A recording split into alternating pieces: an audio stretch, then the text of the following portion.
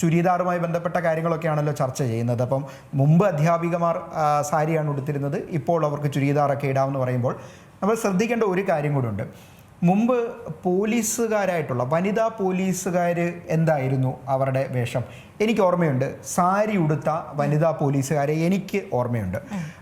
ഇപ്പോഴതേസമയം സാരി ഉടുത്ത വനിതാ പോലീസുകാരെ ഏതെങ്കിലും പോലീസ് സ്റ്റേഷനിൽ കാണാൻ പറ്റുമോ? ഇല്ലല്ലോ. മുമ്പ് പിന്നെ ട്രൗസർ, അതായത് നിക്കറിട്ടിട്ടുള്ള പോലീസുകാരായിരുന്നു, പുരുഷ പോലീസുകാരായിരുന്നു മുമ്പുണ്ടായിരുന്നത്. ഇപ്പോൾ പോലീസുകാർ നിക്കറാണോ ഉപയോഗിക്കുന്നത്, പാൻറ്റാണോ ഉപയോഗിക്കുന്നത്?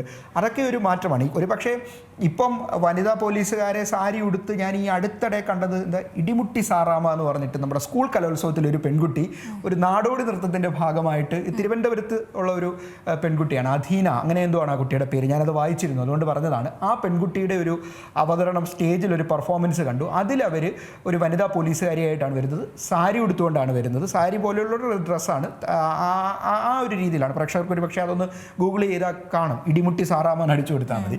പണ്ടൊക്കെ ഇതുപോലെ ഏതെങ്കിലുമൊക്കെ വനിതാ പോലീസുകാരൊക്കെ സാരി, പണ്ടൊക്കെ ഇതുപോലെ എന്നല്ല, പണ്ടൊക്കെ വനിതാ പോലീസുകാർ സാരി ഉടുത്ത് തന്നെയായിരുന്നു വരുന്നത്.